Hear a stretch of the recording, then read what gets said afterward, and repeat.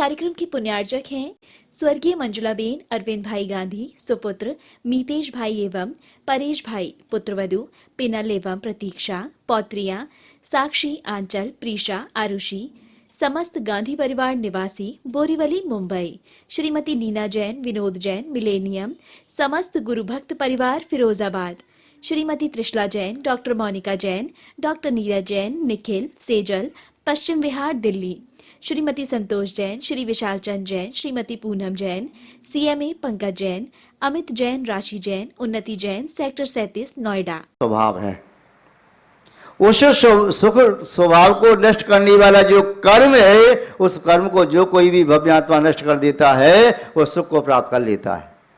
तो आत्मा का हित सुख प्राप्त करने में है, और सुख उसे ही कहते हैं सा सुखम यत्र न दुखम, स ज्ञानम यत्र न अज्ञानम, सा शांति यत्र न अशांति, सा प्रकाश यत्र न तमः। सुख वह है जिसमें दुख नहीं हो, प्रकाश वह है जिसमें अंधकार नहीं हो, शांति वह है जिसमें अशांति न हो, निर्वाण अवस्था या सिद्ध अवस्था वह है जहां कर्म नहीं हो। सुख में यदि दुख मिला हुआ है तो इसे आप इंद्रिय सुख मान लेते हैं, वह दुख ही है। किसी खाद्य पदार्थ में जहर मिला हुआ है, वह खाद्य पदार्थ अब खाद्य पदार्थ नहीं है, अब जहर हो गया। इसीलिए संसार में प्राणी जो इंद्रिय सुख का अनुभव करते हैं वह इंद्रिय सुख सुख नहीं है, वह एक प्रकार से दुख ही है। जिस ज्ञान में अज्ञान मिला हुआ है वह ज्ञान नहीं, वह भी अज्ञान ही है। जहां पर शांति में अशांति मिली है वह शांति नहीं, अशांति ही है। महान भाव, तो सुख क्या है? जहां पर आकुलता न हो। आत्म को हित है सुख, सो सुख आकुलता बिन कहिए।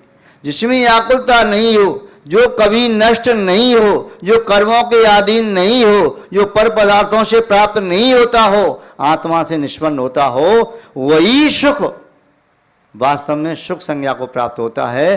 अन्यथा संसार के पदार्थों का सेवन करने से तो ऐसा मान लीजिए जैसे खुजली को खुजा करके एक खाज वाला व्यक्ति कोई सुख का अनुभव कर रहा हो। जब खुजली होती है तो खुजाता है, शरीर लघुलवान हो जाता है, दूसरों से मना करो मत खुजाओ, उसका हाथ अलग कर दो, हाथ बांध दो, तब भी बालक नहीं मानता है, बार बार खुजाता है।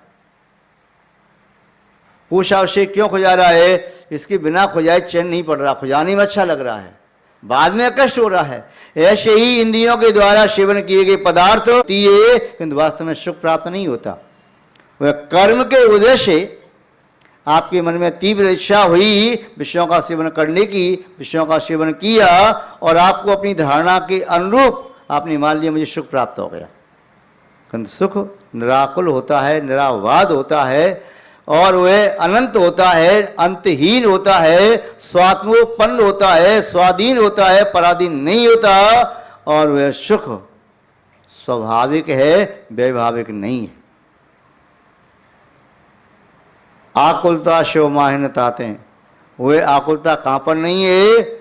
आकुलता मोक्ष में नहीं है, शिव में नहीं है। मोक्ष का से कर्म रहित आत्मा आकुलता से रहित होती है, वही मोक्ष है, वही सिद्धत्व अवस्था है, वही शिव अवस्था है। वह आकुलता वहां पर नहीं है। इसलिए मोक्ष मार्ग को प्राप्त करो जिससे मोक्ष मिल जाए, सिद्धत्व की अवस्था प्राप्त हो जाए। फिर मोक्ष मार्ग क्या है? तो मोक्ष मार्ग बता रहे हैं कि मोक्ष मार्ग है सम्यक दर्शन ज्ञान चरण शिव मग।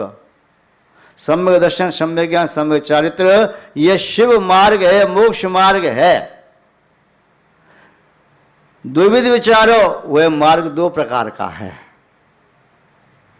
जो सत्यार्थ रूप से निश्चय कारण से व्यवहारो, जो व्यवहार में सम्यक दर्शन ज्ञान चारित्र व्यवहार मोक्ष मार्ग, ये प्राप्त हो जाता है तब आत्मा में जो लीनता रूप होता है, आत्मरुचि, आत्मज्ञान और आत्मलीनता, यह निश्चय मोक्ष मार्ग है। महान भाव, जो आचार्य महोदय कह रहे थे वैराग्य सारम वही सर्वकालम। व्यक्ति सार वस्तु को प्राप्त करना चाहता है, निस्सार और असार को ग्रहण करना नहीं चाहता। जिन तिलों में तिल नहीं हो उन तिलों को तिल के भाव कौन खरीदे? वो तो खल बराबर है। जिस दूध में घृत नहीं हो उस दूध को दूध के भाव से कौन खरीदे? वो तो पानी है, छाछ है। जिन फलों में रस नहीं हो उन फलों को फल के भाव में कौन खरीदे? वह तो कूड़ा कचरा है, सूखा।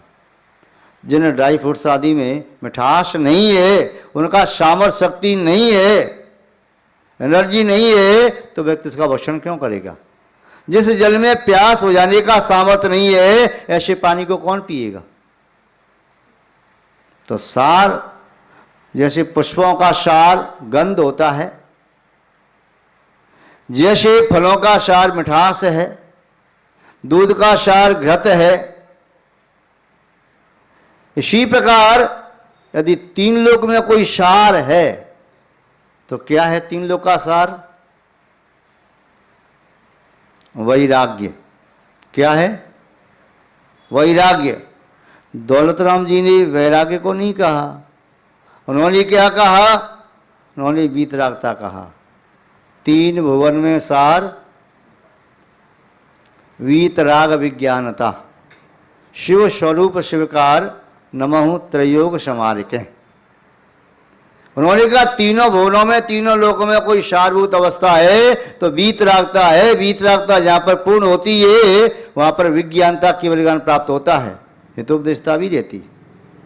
ये तीन लोक में सारभूत है और ये मोक्ष स्वरूप है और मोक्ष का कारण है। जो अनंत बन गया उसे सिद्ध भी बनना है। सिद्ध बनना निश्चित हो गया। जब तक आयु आदि कर्म है तब तक वह संसार में अन्यथा मोक्ष प्राप्त करेगा। दौलत राम जी के शब्दों में सार वीतरागता है और आचार्य शकल कीर्ति मुनिराज के शब्दों में सार वैराग्य है। तीन लोक का सार वैराग्य है। वैराग्य सारम भय सर्व कालम। आचार्य भगवान कुंद कुंद स्वामी जी ने भी वैराग्य को सारभूत कहा, राग को नहीं कहा। राग तो कर्मों से बांधने वाला है इस आत्मा को। श्रीमद् लिखा है रत्तो वंदति कम्मम मुंचद जीवो विराग संपन्नो ऐसो जुड़ो देशो तम्मा कम्बी सुमारज्य।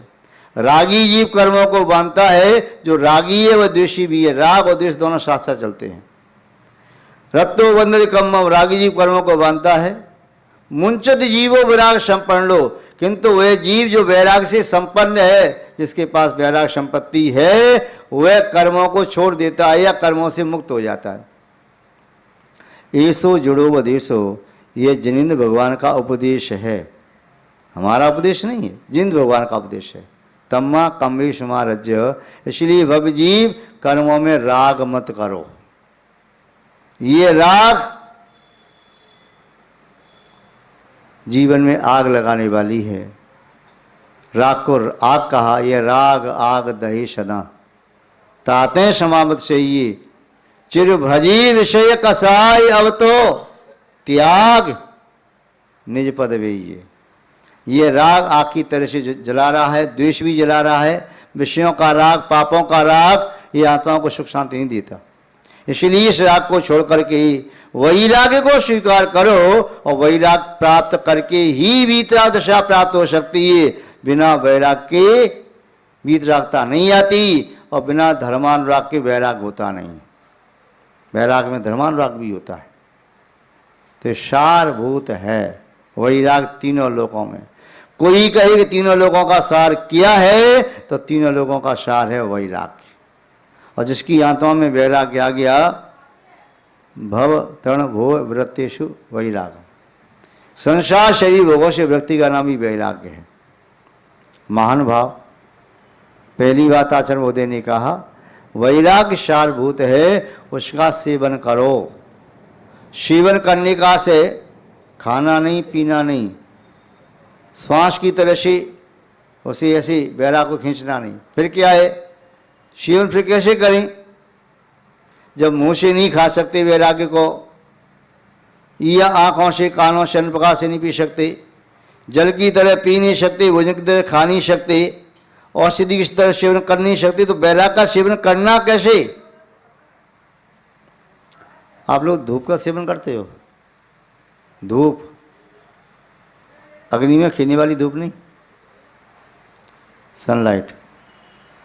सूर्य का प्रकाश है, धूप में बैठ जाते हो तो शरीर में विद्यमान शीत दूर होता है और सूर्य की किरणों के माध्यम से भी ऊर्जा शक्ति प्राप्त होती है। जंगल में रहने वाले पशु पक्षी आदि धूप से वह ऊर्जा प्राप्त करते हैं और भोजन न मिले तो कई दिनों तक बिना भोजन के रह जाते हैं। वैराग्य सारम भय सर्व कालम, वैराग को सेवन करो, वैराग्य उत्कृष्ट है। जिन्हें भगवान के 5 कल्याणक होते हैं तीर्थंकर के, कौन कौन से? गर्व, जन्म, तप, ज्ञान और मोक्ष, ये 5 कल्याणक होते हैं। लौकांतिक देव नियम से एक भवावतारी होते हैं, अगले भविष्य नियम से मोक्ष प्राप्त करेंगे। लौकांतिक देव भगवान के पंचकरण में आते हैं क्या? 4 निकाय के देव आते हैं शौदेंद्र के नेतृत्व में, लौकांतिक देव आते हैं कब आते हैं? तब कल्याणक के दिन आते हैं। तब कल्याणक में रहते हैं क्या?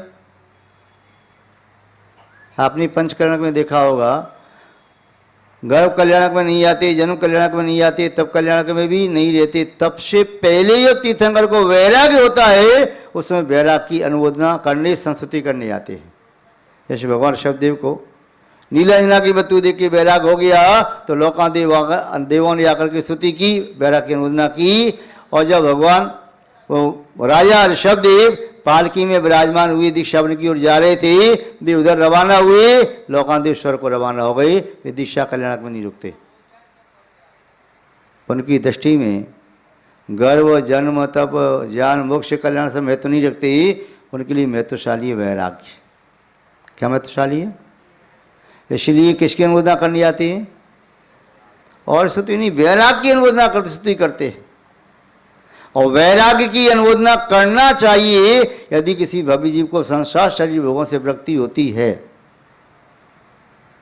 तो उस वैरागी व्यक्ति की प्रशंसा अनुमोदना करो। धन्य है भाई, पुण्य तुम्हारा कि आपको संसार शरीर भोगों से विरक्ति हो गई। पापी जीव वह है जो संसार शरीर भोगों में आसक्त है और पुण्यात्मा जीव वह है जिसे संसार शरीर भोगों से विरक्ति हो गई।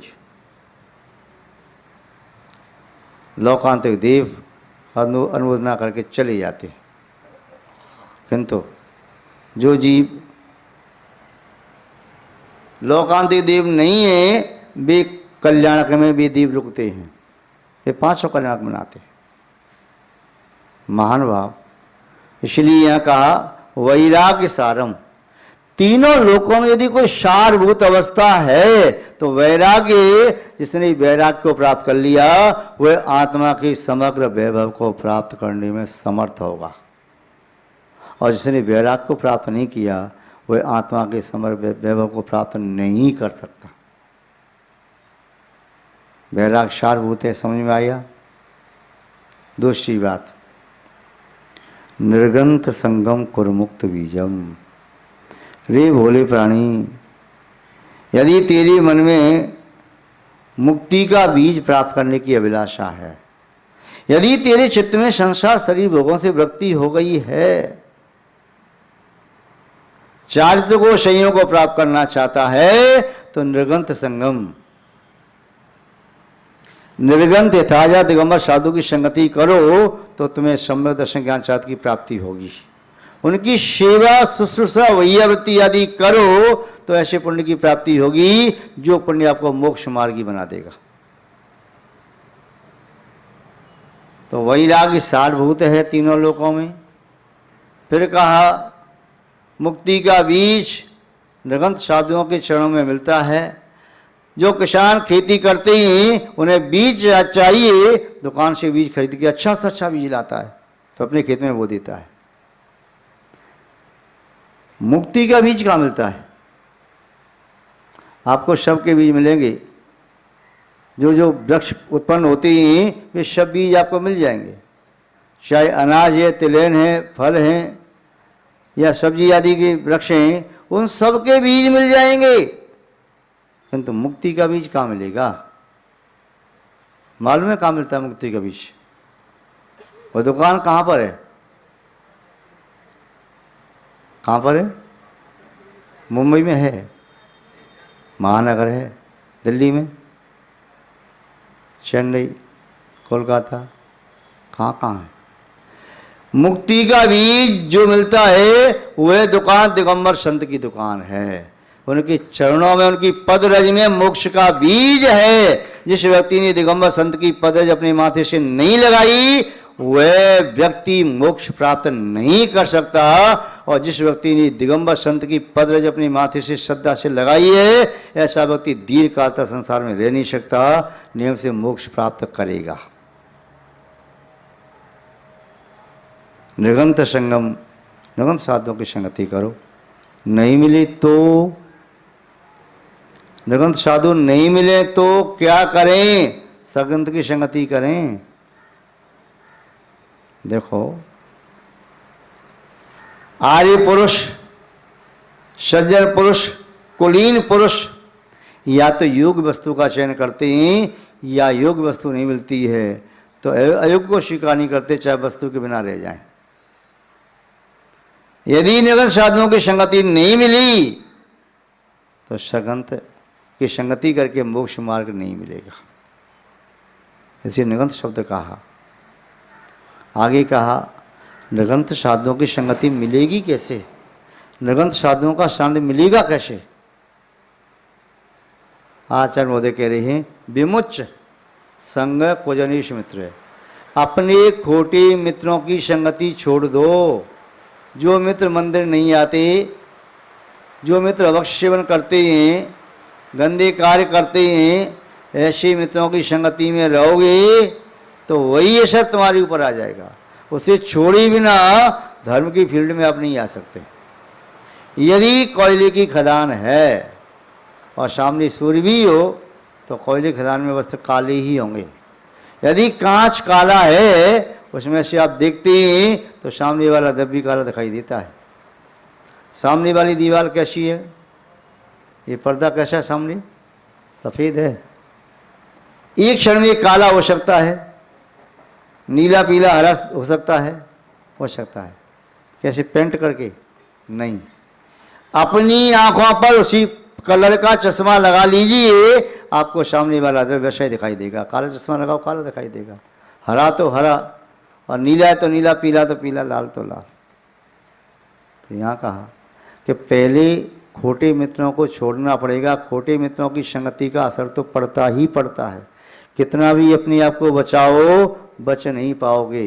काजल की कोठरी में कैसहु सयानो जाए, एक बार काजल की लागे है पे लागे।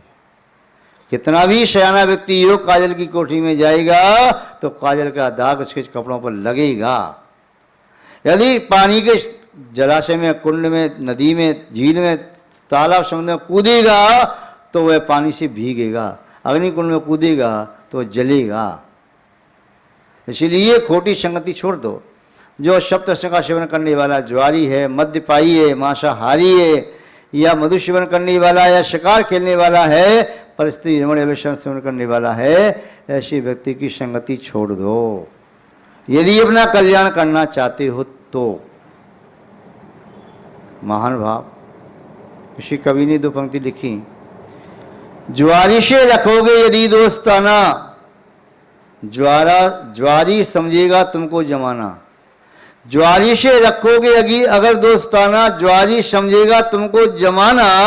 बैठोगे रोज रोज अग्नि जलाकर तो उठोगे एक दिन अपने कपड़े जलाकर। जैसी संगति है वैसा असर होता है। यदि आपके वस्त्र किसी पुष्प वाटिका में से निकल जाए, छड़वर की संगति की, फूलों की, आपके वस्त्रों में से सुगंध आने लगी। यदि आप कोयले की खदान में से निकल जाएं तो आपके वस्त्रों पर कोयले का निशान आ गया। जहाँ चूना की फैक्ट्री वहाँ पर गई तो कपड़े सफ़ेद, शरीर सफ़ेद सा हो गया, और कोयले की फैक्ट्री में गई तो शरीर काला काला और कपड़े काले हो गए। वस्तु का प्रभाव पड़ता है, इसमें कहीं भी शंका नहीं है। तो खोटे मित्रों की संगति छोड़े बिना सज्जन पुरुषों की संगति प्राप्त नहीं होती, निरंत गुरुओं की संगति प्राप्त नहीं होती। पुण्य के माध्यम से साधु की संगति मिलती है और पाप के माध्यम से पापी जीव की संगति मिलती है।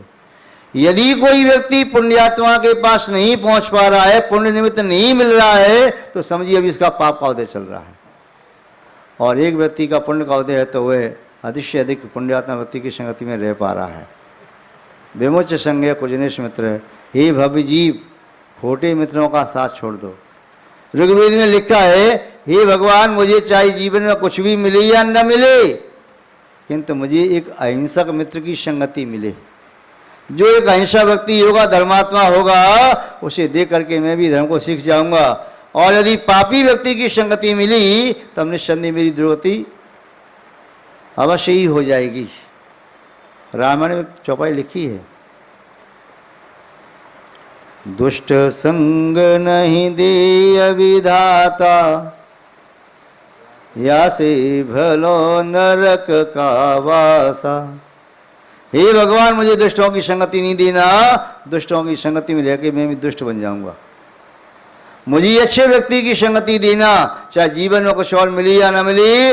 यदि संगति अच्छी मिल गई तो अच्छी संगति में रहकर के सब कुछ अपने आप मिलता चला जाएगा।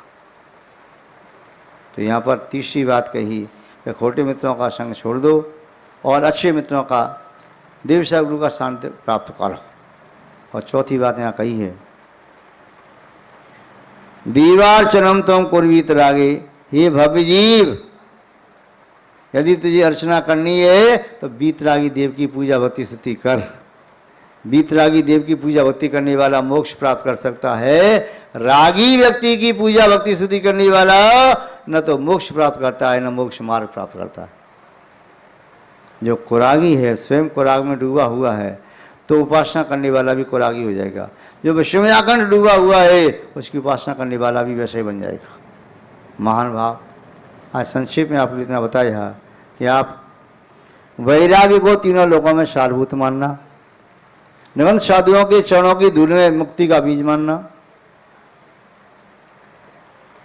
और खोटे मित्रों की संगति को छोड़ देना, कि उसे छोड़े बिना सत्संगति का लाभ नहीं मिलता। और वीतरागी भगवान के पास बैठना, पूजा होती स्तुति करना, जिससे के माध्यम से आप उस वीतरागता को कालांतर में प्राप्त कर सको। आचार्य महोदय ने कारिका कही, इस कारिका का जो सेंस आपकी समझ में आया उसे आप स्वीकार करना, ग्रहण करना, यही आप कल्याण का शाश्वत मार्ग है। वही आपको प्राप्त हो, ऐसी हम आपके प्रति भावना रखते हैं और इसी भावना के साथ शब्द श्रृंखला को विराम देते हैं। जय बोलिए श्री शांतनाथ भगवान की, परम पूज्य आचार्य गुरुदेव श्री विद्यानंद जी महाराज की, अहिंसामय विश्व धर्म की।